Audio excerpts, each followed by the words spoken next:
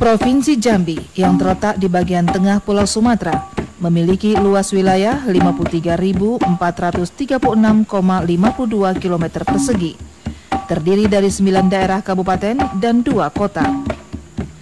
Topografi Provinsi Jambi terdiri dari daratan dan perbukitan, memotong pegunungan kawasan Bukit Barisan, terhampar di kawasan tropis yang juga beriklim tropis. Kota Jambi memiliki moto Jambi Bernas, yaitu bersih, ekonomi maju, rukun, aman, adil, dan sejahtera. Di samping sebagai ibu kota Kota Jambi, juga merupakan ibu kota Provinsi Jambi. Mengawali perjalanan wisata di Provinsi Jambi ini, di Museum Negeri Jambi dapat kita lihat bukti-bukti temuan dari perjalanan sejarah Jambi, berupa peninggalan benda-benda kuno seperti senjata, peralatan rumah tangga, dan berbagai motif kain batik tempo dulu.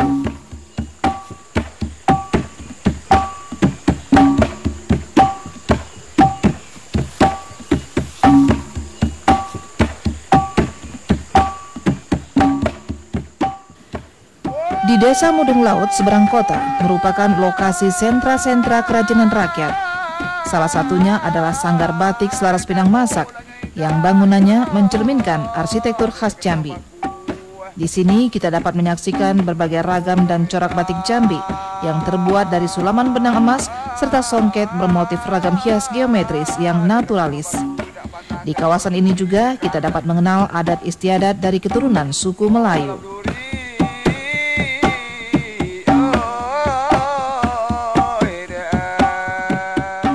Masyarakat Jambi umumnya mayoritas beragama Islam. Pengaruh agama Islam ini sangat kentara pada seni budaya yang tumbuh dan berkembang di lingkungan masyarakat Provinsi Jambi. Seni budaya Melayu sebagai akar seni budaya masyarakat Jambi berakulturasi dengan seni budaya masyarakat pendatang yang kemudian menciptakan seni budaya baru.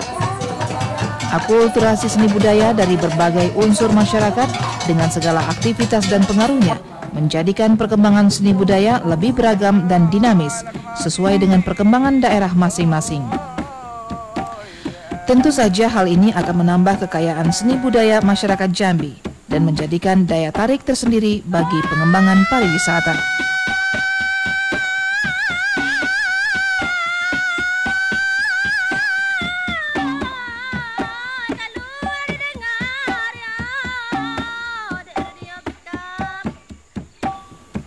Provinsi Jambi yang dilalui oleh aliran Sungai Batanghari dan merupakan sungai terpanjang di Pulau Sumatera, berdampak kepada aktivitas masyarakat, tidak lepas dari keberadaan Sungai Batanghari ini.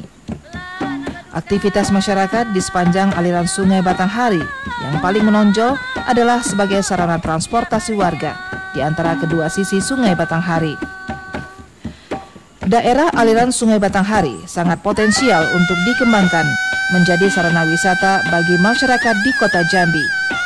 Salah satunya tempat wisata yang baru dikembangkan adalah Taman Ancol Tanggorajo yang berada tepat di depan rumah dinas Gubernur Jambi. Keberadaan Taman Ancol Tanggorajo difungsikan sebagai pusat kegiatan tahunan seperti lomba perahu setiap hari ulang tahun kemerdekaan Republik Indonesia maupun kegiatan hari ulang tahun Provinsi Jambi dan Kota Jambi. Kedepan, pemerintah Provinsi Jambi juga berencana mengembangkan paket wisata air atau wisata bahari di Sungai Batanghari ini. Satu paket wisata air tersebut nantinya berupa paket wisata melalui jalur Sungai Batanghari menuju Komplek Percandian Muaro Jambi, dilengkapi wisata budaya dan kuliner Kabupaten Muaro Jambi.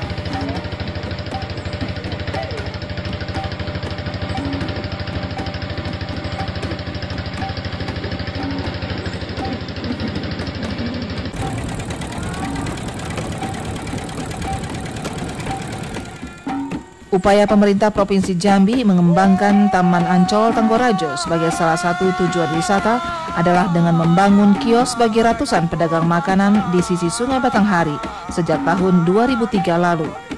Sedikitnya terdapat 148 pedagang makanan yang mangkal di sekitar Taman Ancol Tanggorajo. Jagung bakar adalah makanan yang paling menonjol di antara beberapa jenis makanan yang disajikan oleh pedagang di sini.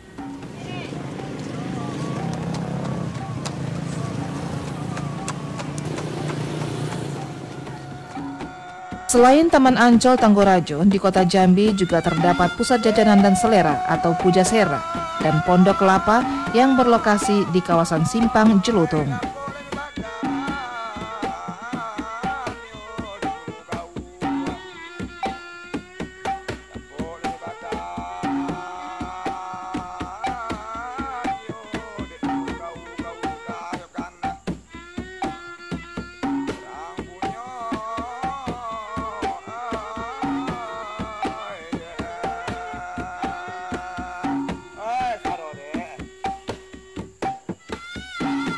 Ini adalah Komplek Percandian Muaro Jambi.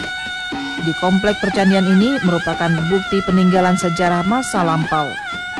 Peninggalan sejarah ini membuktikan kebesaran dan kejayaan Jambi tempo dulu. Ada Candi Tinggi, Candi Gempung, Candi Astano, dan Candi Kembar Batu. Ada lagi Candi Gedong, Candi Kiraton, dan Candi Koto Mahligai. Dari bentuk bangunan dan peninggalan benda-benda sejarah yang ditemukan di kawasan Muaro Jambi ini menunjukkan peninggalan dari kebudayaan Hindu-Buddha yang didasari kitab sejarah dinasti Tang pada tahun 618 hingga 906. Saat ini, situs Candi Muaro Jambi telah didaftarkan di UNESCO untuk menjadi salah satu warisan dunia. Jika ini berhasil, Percandian Muaro Jambi tidak hanya menjadi milik Provinsi Jambi atau Indonesia, namun akan menjadi milik masyarakat dunia.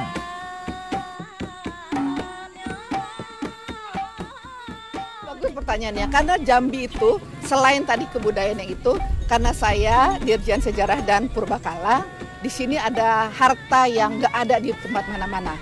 Apa? Tahu? Muara Jambi, Muara Jambi.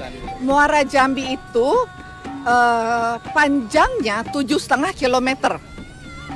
Bayangin ada sepanjang 7,5 kilometer itu semuanya terdiri dari candi-candi. Jadi itu tidak ada di Indonesia di bagian mana yang lain. Jadi saya udah sepakat dengan Pak Gubernur, kita mau kembangkan daerah tersebut sebagai kekayaan heritage-nya, cagar budayanya Jambi, tapi sekaligus juga bagian dari emas tadi Pak ya, ekonomi maju. Jadi kalau tahun 2011 anggaran dari pusat itu untuk museum. Nah, tapi Jambi ini selalu kita masukkan dalam daftar. Jadi tahun ini prioritasnya di museum dulu, museum kita benahi, tahun berikutnya lagi kita mau untuk Muara Jambinya. Termasuk akses dari saluran ya, sungai, kanal-kanal ya. Karena itu juga merupakan bagian dari kekayaan cagar budaya kita. Jadi kawasannya.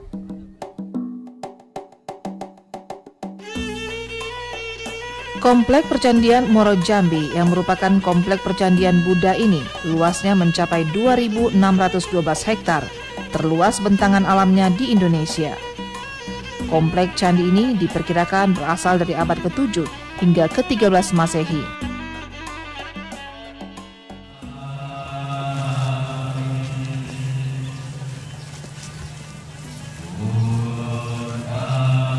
Dalam beberapa tahun terakhir, lokasi ini juga dijadikan pusat kegiatan ibadah bagi umat Buddha dari seluruh Indonesia.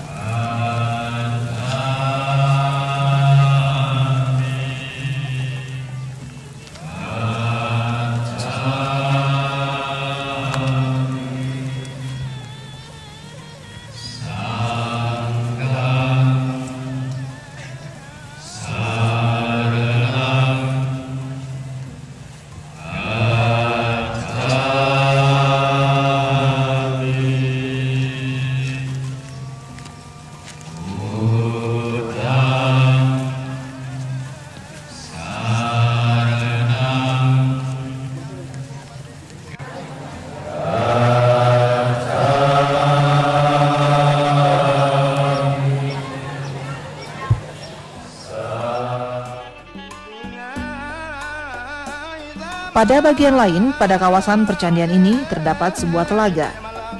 Menurut cerita sejarahnya, telaga ini merupakan tempat permandian para raja. Itulah sebabnya telaga ini dinamakan Telago Rajo.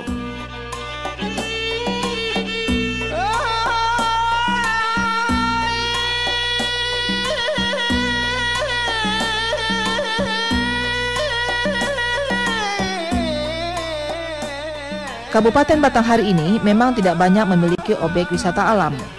Namun di daerah yang terkenal dengan sebutan Bumi Serentak Beragam ini, kita akan terpesona dengan wisata agronya. Salah satunya adalah hamparan kebun kelapa sawit yang terbentang luas ribuan hektar, memberikan kesan indah tersendiri.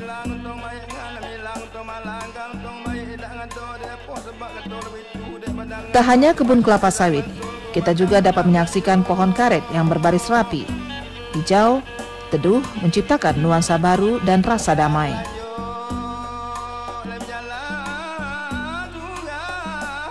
Kabupaten Batanghari ini juga memiliki kawasan pelestarian hutan, yaitu Hutan Senami. Di kawasan ini dilestarikan berbagai jenis pohon kayu langka yang sulit ditemukan pada masa sekarang. Tak seorang pun diperbolehkan merusak kawasan ini, karena kawasan ini merupakan kawasan dilindungi.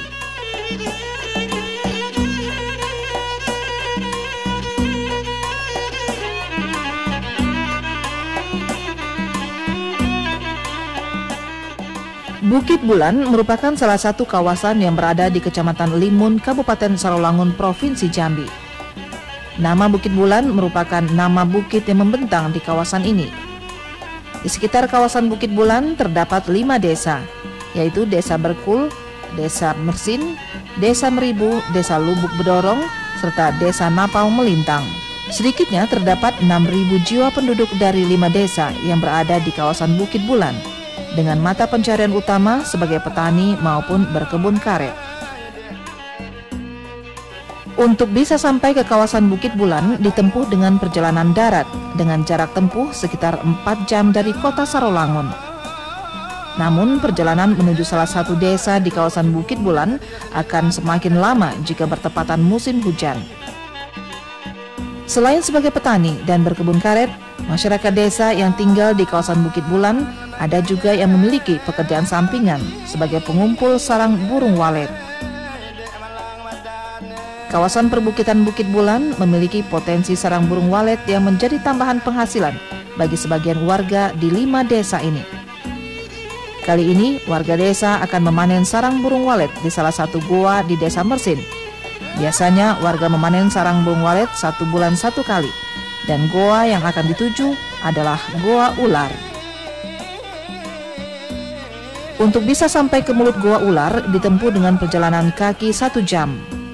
Di antara goa yang berada di kawasan Bukit Bulan, Goa Ular adalah goa yang memiliki resiko sangat tinggi, karena sepanjang perjalanan banyak terdapat batu-batu tajam dan licin.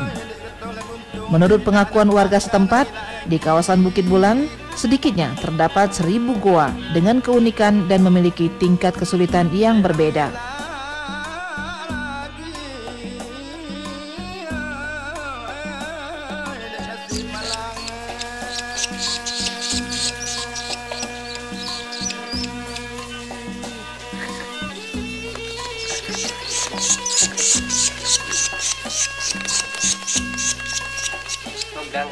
Ini bisa dijadikan objek wisata karena goa ini menurut saya tempatnya indah, bagus ya. Untuk apalagi kita lagi banyak masalah gitu kan, bisa kita mencari ketenangan. Jadi sini tempatnya sangat nyaman gitu. Oh, ini pengalaman pertama saya masuk ke sini karena tadi memang penasaran gimana ini goa ini. Saya juga belum pernah masuk goa, jadi memang penasaran bagaimana rasanya, bagaimana nikmatnya di goa ini. Katanya pemandangan-pemandangannya sangat indah gitu. Ya namanya sih ada banyak sih goa-goa di sekitar Bukit Bulan ini, katanya jadi objek-objek wisata. Itu kan seperti di Sungai Beduri situ, itu ada goa peta. Saya juga sempat pernah masuk di sana, cuman tidak sampai ke dalam gitu. Masalahnya saya itu anti masuk goa seperti ini, sebenarnya gelap kan. Tapi nggak tahu tadi saya sempat penasaran gimana sih bagusnya goa itu. Jadi penasaran, saya pengen ikut gitu.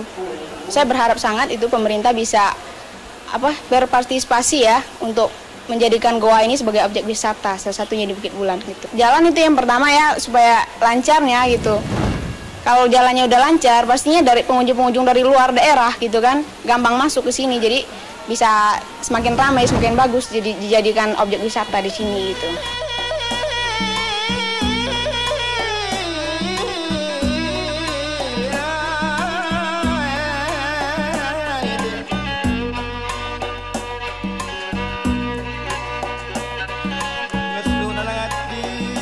Ini adalah kawasan Taman Nasional Bukit 12. Di Bukit 12 ini masih terdapat suku anak dalam Jambi yang dikenal dengan suku Kubu. Dengan luas 28.703 hektar, dapat ditempuh 2 jam perjalanan dari kota Sarolangun. Taman nasional ini memiliki berbagai flora dan fauna, baik yang dilindungi maupun langka, serta sumber obat-obatan alami.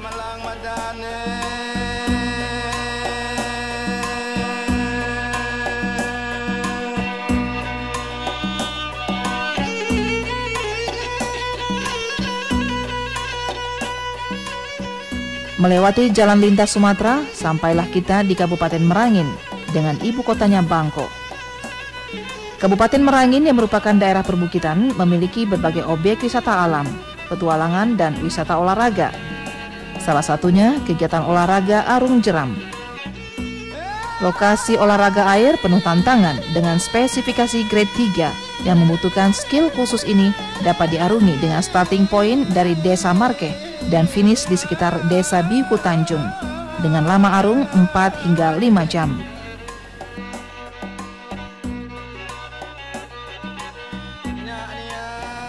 Rumah Tuo Rantau Panjang berlokasi di Desa Baru yang berjarak 27 km dari kota Bangko. Terdapat sekitar 60 rumah berusia kurang lebih 450 tahun. Di dalam rumah masih dapat kita jumpai barang-barang pusaka peninggalan nenek moyang Desa Baru, seperti alat pertanian, batik tua, perlengkapan pengantin, dan lainnya. Rumah adat Rantau Panjang sampai saat ini masih ditempati oleh pemiliknya, bernama Aminah, sehingga termasuk living monument. Bangunan tersebut berdenah segi 6 dengan ukuran 6,70 x 11,05 meter dan menghadap ke utara. Bentuknya panggung yang ditopang oleh 24 buah tiang kayu. Dindingnya terbuat dari kayu, sedangkan atapnya dari seng. Atap rumah berbentuk pelana yang meruncing pada kedua ujungnya. Pada bagian ujung atap terdapat hiasan yang berupa ukiran terawangan dengan motif daun. Ruangan yang terdapat dalam rumah ini antara lain beranda, ruang tamu, kamar untuk orang tua, kamar untuk anak yang telah berkeluarga, kamar untuk anak gadis, dan dapur. Untuk mengatur sirkulasi udara dan memperoleh cahaya, maka dibuatlah jendela. Di atas kamar tidur orang tua dan anak gadis diberi plafon yang berfungsi untuk menyimpan peralatan rumah tangga.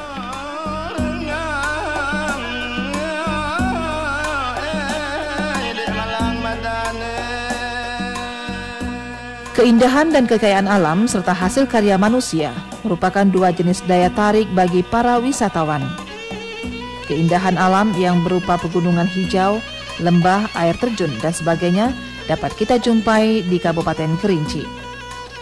Daerah yang berhawa sejuk ini kaya dengan berbagai potensi pariwisata alam.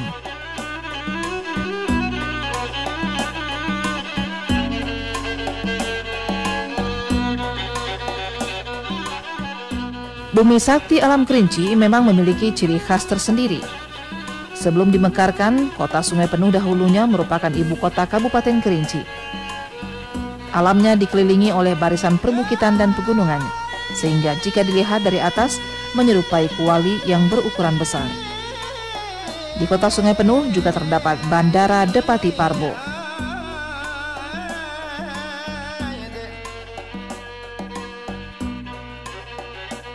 Gunung Kerinci adalah gunung berapi aktif tertinggi di Indonesia dan merupakan puncak gunung tertinggi di Pulau Sumatera dengan ketinggian 3.805 meter di atas permukaan laut.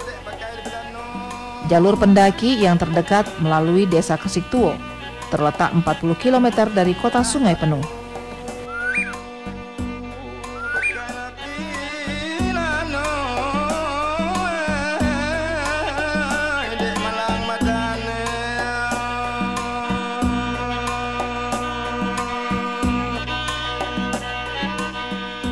Selain panorama pegunungan, hamparan perkebunan teh kayu aro terluas di dunia dalam satu hamparan ini memiliki luas 2.600 hektar.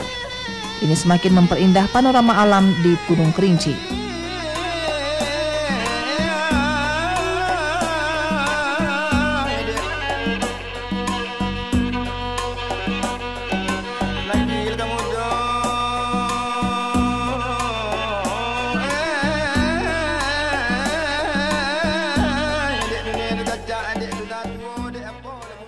Yeah, happy.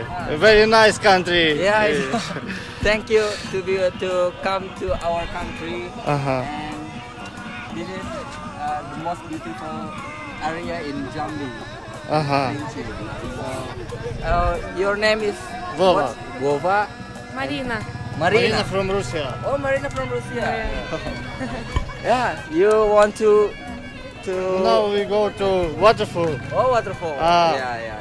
After we go to Kerinci to top. Oh, yeah.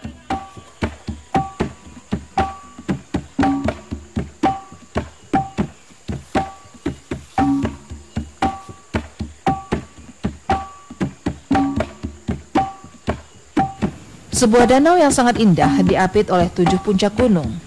Oleh karena itu, danau ini dinamakan Danau Gunung 7. Danau ini terletak di ketinggian 1996 meter di atas permukaan laut dan merupakan danau air tawar tertinggi di Asia Tenggara.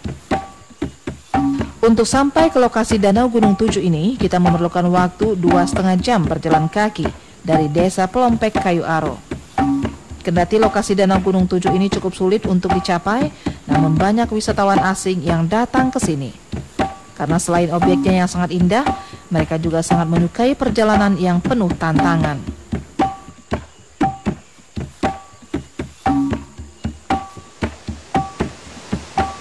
Beberapa objek wisata air seperti air terjun, telun berasap, dan air panas Semurup merupakan air panas alami sebagai hasil kegiatan vulkanik masa lalu yang biasa digunakan oleh para wisatawan sebagai objek wisata yang dapat digunakan sebagai sarana merebus pisang, jagung, telur, dan dapat digunakan juga untuk mandi karena telah diatur sedemikian rupa suhunya sehingga menjadi hangat.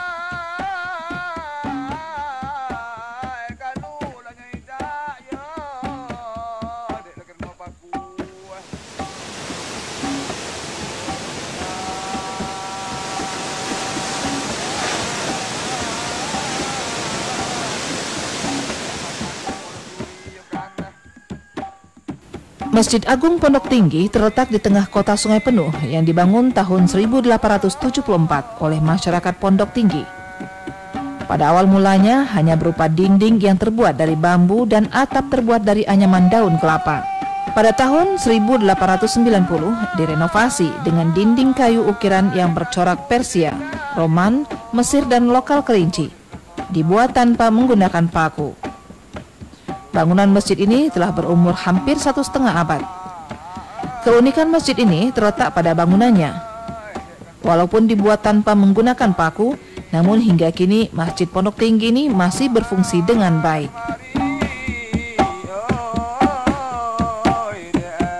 Selain Masjid Agung Pondok Tinggi, terdapat juga Masjid Kuno Lempur Tengah.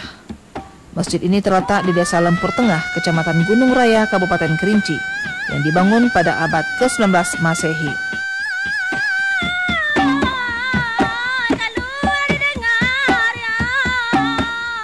Danau seluas 4.200 hektar ini merupakan danau kaldera yang masih alami. Dikelilingi oleh perkampungan yang memiliki beragam adat istiadat dan seni budaya. Terletak di Desa Sanggaran Agung, sekitar 20 km dari kota Sungai Penuh.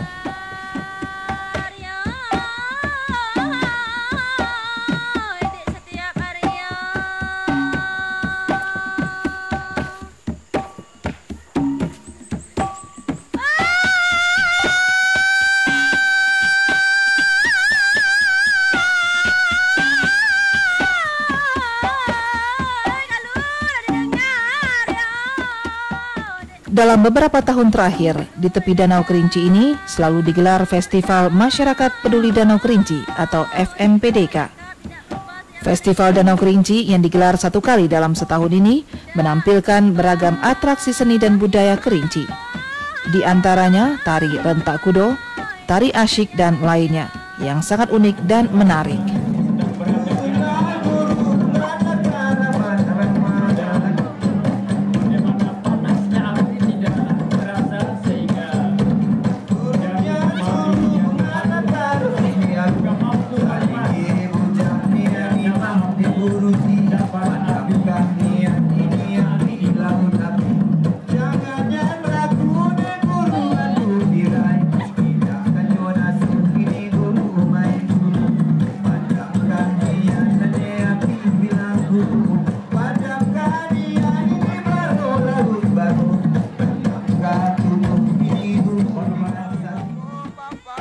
Selain objek wisata alam, ada lagi objek wisata sejarah dan budaya, seperti batu megalitik, di antaranya batu bertulis, batu gong, batu lesung, dan batu patah.